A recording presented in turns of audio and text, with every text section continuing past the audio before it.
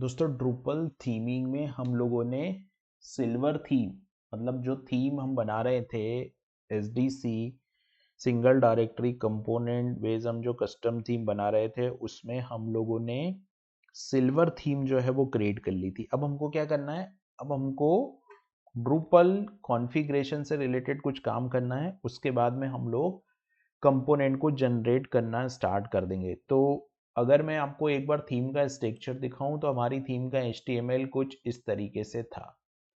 ठीक है, तो अभी हमको ये नेविगेशन क्रिएट करना है, तो ये मैंने ऑलरेडी क्रिएट कर लिया। आप यहाँ ड्रूपल से लॉगिन करने के बाद में स्ट्रक्चर में जाओगे, स्ट्रक्चर में जाने के बाद में आप मीनूज में जाओगे।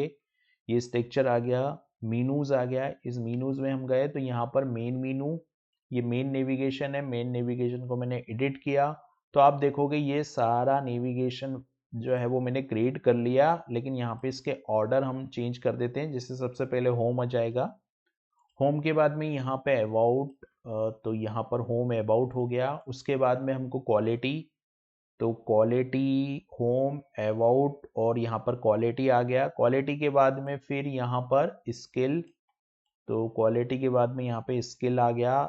स्किल के बाद में फिर यहाँ पर सर्विस, तो ये जो है वो सर्विस आ गया। सर्विस के बाद में फिर यहाँ पर पोर्टफोलियो, ये पोर्टफोलियो आ गया। पोर्टफोलियो के बाद में यहाँ पर ब्लॉग और कॉन्टेक्ट, तो ये ब्लॉग आ गया, कॉन्टेक्ट आ गया। और ये जो रिव्यू है वो, तो सबसे पहले रिव्यू, फिर ब्लॉग और फिर कॉन्टेक्ट। तो ये ऑर्डर मैंने चेंज कर दिया और ये नेविगेशन मैंने ऑलरेडी क्रिएट कर दिया। अभी मैंने यहाँ पे नो लिंक का ऑप्शन सेलेक्ट किया। अगर मैं आपको यहाँ पे इस अबाउट मेनू को एडिट करके बताऊं तो यहाँ पर जो है मैंने नो लिंक का ऑप्शन सेलेक्ट किया। तो ये हमारा पहली रिक्वायरमेंट थी कि हमको पहला कंपोनेंट बनाने के लिए यहाँ पर ये लिंक क्रिएट करना थी, वो हमने यहाँ पर क्रिएट कर दी। उसके बाद में ये हायर मी जो है वो हम एट ए टाइम क्रिएट करेंगे। जब हम यहाँ पर जब इस कंपोनेंट को हम जनरेट करेंगे तब हम ये हायर मी वाला बटन यहाँ पर क्रिएट करेंगे। तो ये फर्स्ट रिक्वायरमेंट थी हमारी ड्रूपल कॉन्फ़िगरेशन में जो हमने फुलफिल की। उसके बाद में हमने क्या किया कि यहाँ पर ये स्किल्स का जो सेक्शन है इसके लिए हमने टेक्सोनॉमी बनाई है। तो देखिए मैं यहाँ पर स्ट्रक्चर में गया, स्ट्रक्चर में जाने के बाद मैं टेक्सोनॉमी पे गया और मैंने क्या किया, यहाँ पर माई स्किल्स करके ये टेक्सोनॉमी बना ली है।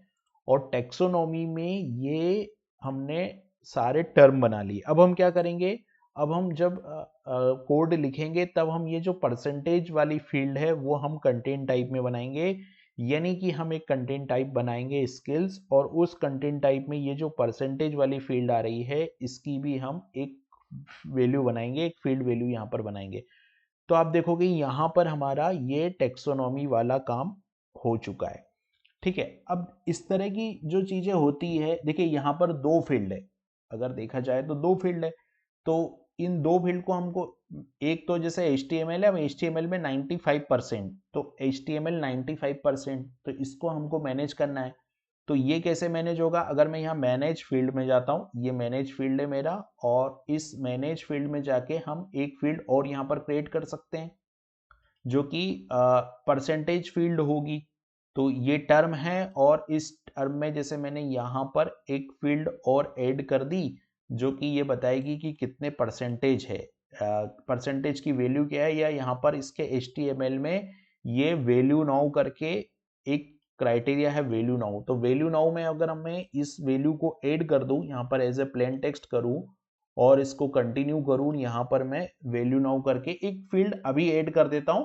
बाकी अगर एट ए टाइम हमको कोई चेंज करना होगा तो वो हम एट ए टाइम वहां पे चेंज करेंगे। तो देखिए इससे क्या फर्क पड़ेगा कि जो आपकी टर्म है, जैसे ये टर्म है मेरी, टेक्सोनॉमी में गया मैं, और टेक्सोनॉमी में जाने के बाद में मैंने इस टर्म पे गया, और अभी HTML है इसको मैंने एडिट किया, तो ये एडिट हुआ HTML।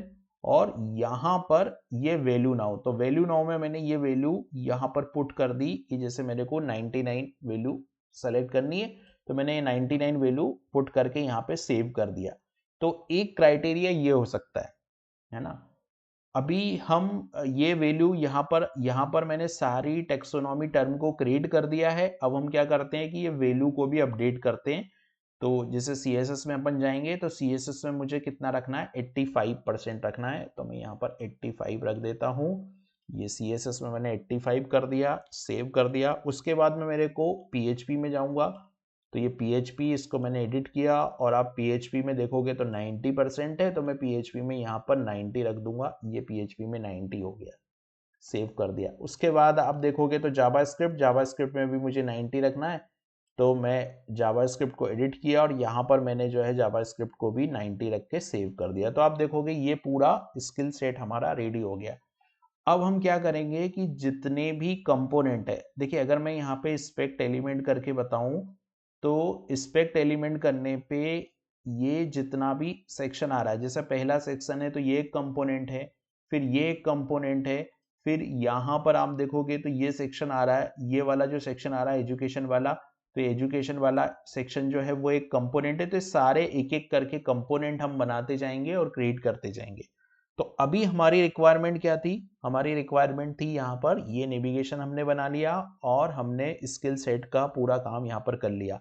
अब हमको एक कंटेंट टाइप भी चाहिए था, तो वो कंटेंट टाइप किसके लिए चाहिए था हमको? सर्विसेज टाइप के कंटेंट के लिए। तो यहाँ पर आप देखोगे मैंने कंटेंट टाइप में एक कंटेंट टाइप भी बना लिया और उसको मैंने नाम दिया सर्विसेज। तो मैं कंटेंट टाइप में जाऊंगा, ये मेरा कंटेंट टाइप हो गया और यहाँ पर मैंने ये सर्विसेज वाला कंटेंट टाइप बना लिया।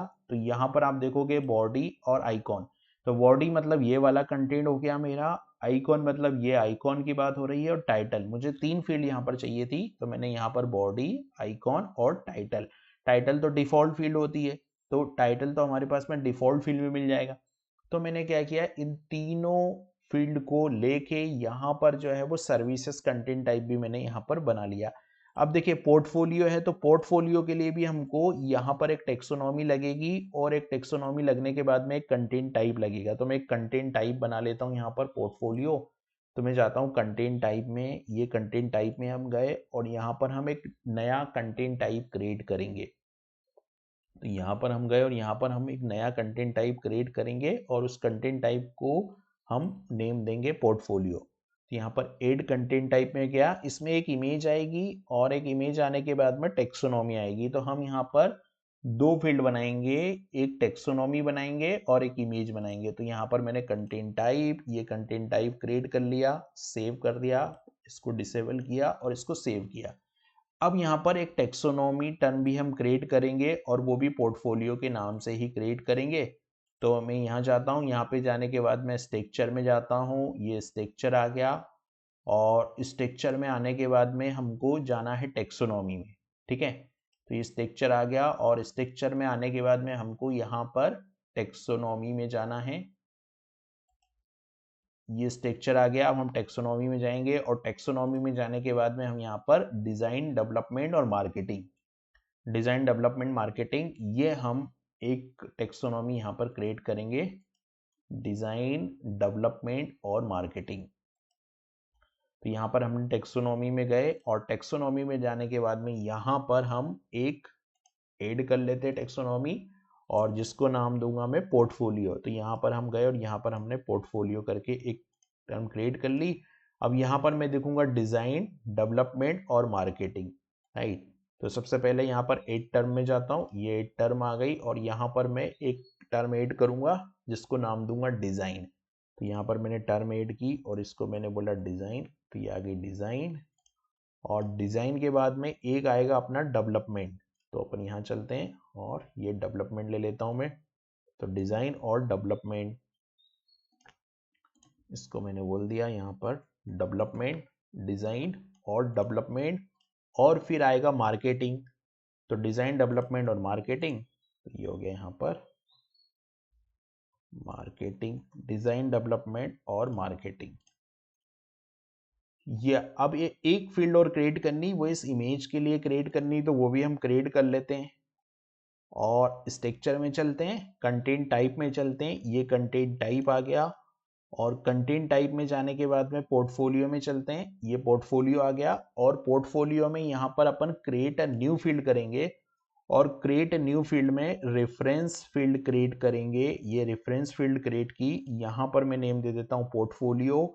यहाँ पे टेक्सोनॉमी टर्म अपन रखेंगे, कंटिन्यू पे क्लिक करेंगे और यहाँ पर जो है हम ये वाली टेक्सोनॉमी टर्म जो है वो सेलेक्ट करेंगे पोर्टफोलियो और इसको सेव कर देंगे। तो आप देखोगे कि ये काम भी हो गया पोर्टफोलियो वाला। अब एक इमेज फील्ड और क्रिएट करनी, तो क्रिएट अ न्यू फील्ड में जाएंगे और यहाँ पर फाइल अपलोड फील्ड में जाएंगे और यहाँ पर जो है अपन ये इमेज फील्ड रखेंगे। तो यहाँ पर मैंने इमेज फील्ड रख ली, कंटिन्यू पे क्लिक किया। कंटिन्यू पे क्लिक करने के बाद में देखिए इमेज फील्ड ऑलरेडी है, तो यहाँ पर मैं अंडरस्कोर ऐड कर देता हूँ जस्ट फॉर नेमिंग कन्वेंशन। और यहाँ पर आप देखोगे तो फील्ड भी क्रिएट हो गई। तो अभी हमने दो कंटेंट टाइप बना लिए, सर्विसेज कंटेंट टाइप बना लिया, पोर्टफोलियो कंटेंट टाइप बना लिया, इमेज क्रिएट कर ली, टेक्सोनॉमी क्रिएट कर ली, आइकॉन के लिए हमने ये जो सर्विसेज फील्ड था ये देख लिया, और स्किल के लिए हमने टेक्सोनॉमी क्रिएट कर ली, और यहाँ पर ये जो है वो नेविगेशन हमने क्रिएट कर लिया। अब हम जो है वो कंपोनेंट बनाना स्टार्ट करेंगे और फर्स्ट कंपोनेंट हम बनाएंगे ये नेविगेशन का। कंपोनेंट बनाने के साथ साथ हमको यहाँ पर जावास्क्रिप्ट और सीएसएस भी ऐड करनी पड़ेगी, तो वो जावास्क्रिप्ट और सीएसएस को भी हम यहाँ पर ऐड करेंगे।